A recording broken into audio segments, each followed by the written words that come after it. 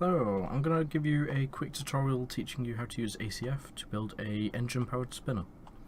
Okay, so the first thing you'll need to do is go into your ACF menu tool, go into mobility, and you've got three options here.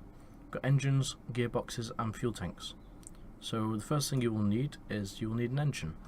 There are many options in here, everything from electrical engines, which are motors, so just a little motor like this. Standalone ones as well if you need them. We've got just like car engines, like V12s, like massive things. Everything down to the smallest little engine like this. Okay, so for my example, I'm going to be using, let's go for an i3, and we'll go for a diesel. Now the reason I'm going for this engine in particular is because if you look at these stats, it's got quite a low amount of horsepower, but it's got a high torque relative to the horsepower. And for a engine, well, for a weapon in our case, we will want high torque because the torque controls how much rotational force the engine can output. So I'll tell you what, let's set up two of these next to each other. This one's a petrol. Oh, no, it's not. They're both diesels apparently. This one's a petrol. That one's a diesel, and we will set up both these at the same time. Okay. Next up, we'll do gearboxes. Now, inside this menu, there are a few options, but for now, we will just be focusing on the differential and transfer. I will have a chip upcoming for the 4-speed, 6-speed, and 8-speed, but I'll cover that another time. Also, I have tried to get automatic gearboxes to work, but I haven't had any luck. Okay, so differential is basically just a single gear, so it just lets you control how much power your engine has, so like the spin up speed and the maximum speed. Transfer has forwards and reverse. Okay, so in our case we'll be using a differential, and as you can see there's a few options in here, so I'll spawn these two. Alright, so this one is a inline differential, so this is your input here, and you've got an output on the front and on the back. Okay, and this is the transaxial differential, so we've got an input at the front here and then an output on each side, and this is the one we will be using. There are also double clutch versions of it, and you spawn one of those in, a dual clutch. And what this does is this allows you to control the clutch on each wheel separately. So let's say you wanted to build a car, you could turn the power off to one of your wheels if you wanted to do, but we don't need that. Now bear in mind, each of these differentials and things has a maximum torque rating. This one's plenty enough for an engine like this. This is probably enough for all the engines because it's only got a single gear. The more gears you have, the more fragile it is. So if I get a one of these, as you can see, that's a lot lower. So just keep in mind that. Okay, so the differential itself has a couple of options down here. This is your gear ratio. So the higher this is, the longer spin up time you will have, but the higher top speed you'll have. For now, I will leave this at the default, and we can edit this later on. Sorry, I can't use English today. Alright, so to link the engine to the gearbox, you simply right-click on the engine, right-click on the gearbox, and that is now linked. One thing to note, the maximum angle you can have between the outputs here and the inputs here is about 45 degrees. So that will link, but if I now nudge this over here, that will not link, due to that being too much of an angle for it. Alright, so I'll just link these back up, and I will now put weapons on it. Okay, so we still do have one step to go, so don't be disappearing just yet. Well, we have a couple of steps, but I'll try and make it quick. So I'll put a weapon bar on each of these, and I will make it weigh 300.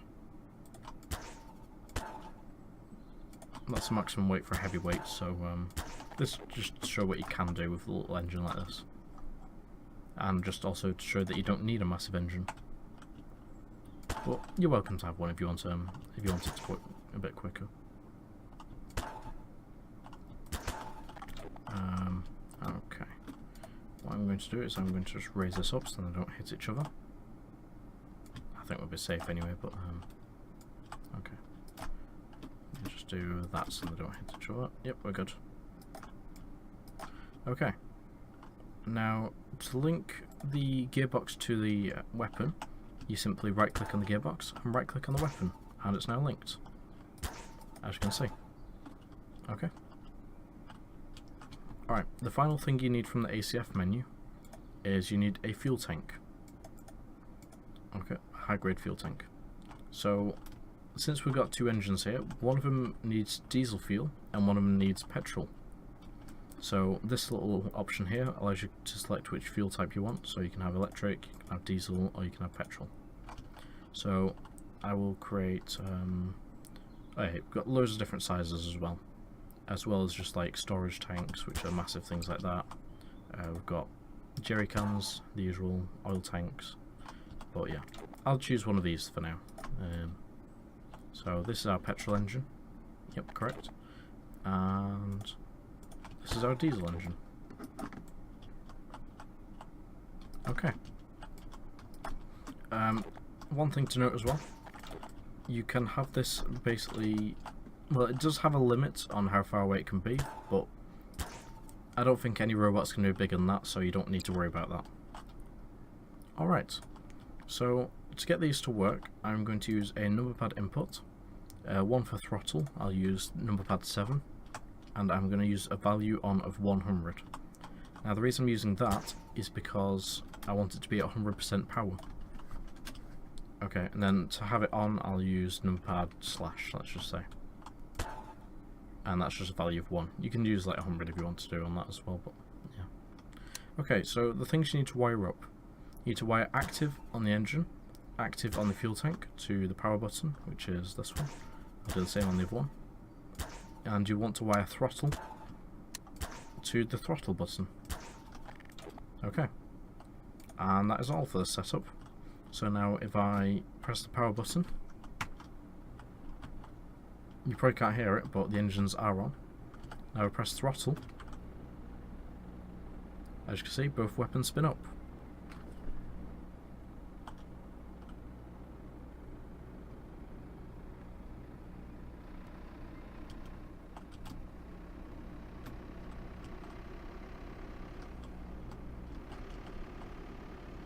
Okay, so you may notice that it's taking a long time to spin up. That's because these are only small engines and this is quite a heavy bar. But what we can do is we can go into the ACF menu, go into gearboxes, reselect the gearbox that we had, so in this case a differential small, and we can change the gear ratios. So the higher this number on both of these, the longer it'll take to spin up. So I will just change this to a 0.2 just to demonstrate. So now if we try it, yep, they're on. As you can see, they both spin up a lot quicker.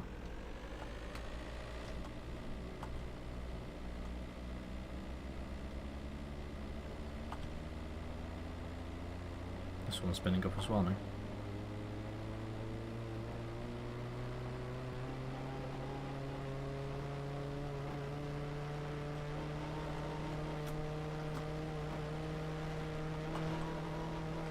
You may be able to see that the petrol one is going faster, and the reason for that is that this this diesel engine can only go up to 3,000 RPM, whereas the petrol engine can go up to 6,000, but it's got less like overall power. Okay, so that's how you get those to work. I will show you how to do the gearboxes, like the ones with gears. But bear in mind that I haven't completed the chip yet, so I'll do that on both of these as well. So let me just reset these. Sorry, I've been playing with these settings. To 0.3, 0.4 and 0.5. And the final drive, I'll leave that at 0.1.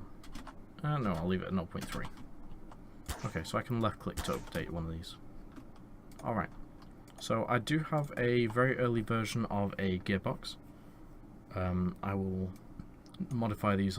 Actually, no, I'll leave them as they are, and we'll just see how we get on. So I'll place one of these onto each. And what you'll have to do for this is wire the weapon to the weapon, and on to your on button for your engine, so slash. And finally, wire gear on your gearbox to gear on the expression 2. Alright, so now if I give this a try.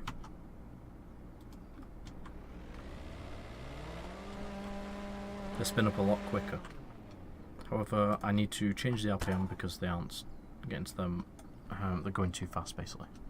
So Nick 60, 110, 110, 160, 60 to 210, 210, almost. Alright, that should work now. So what I will do as well, just to make it easier for you to see, I'll stick a little screen on each of these, as well as a gate to round the RPM. Oops. So I'm just wiring round chip to the RPM, then I'm going to wire RPM to the round, and that's to the gear. So RPM and round to the gear. Okay, so now if I try this.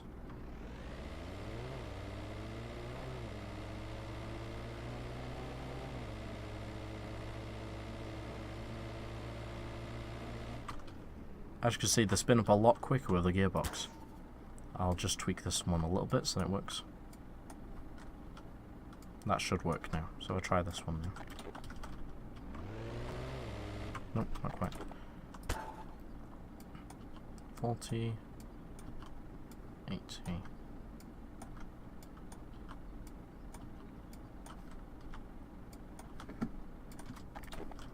that gonna work? Yep, there you go. But yeah, you get the idea. So having a gearbox allows it to spin up quicker, and you'll get a higher top speed if you tune it right. And you can see on the engine, it's got a power band.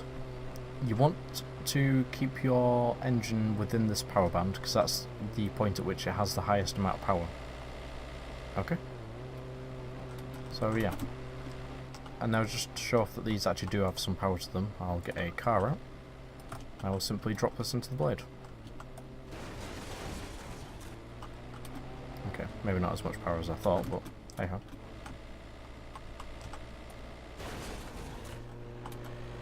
But yeah, considering how small these engines are, they're not too bad. You can use larger engines to get more power. Right, I think that's just about everything. If you need anything, let me know, and I will be happy to help.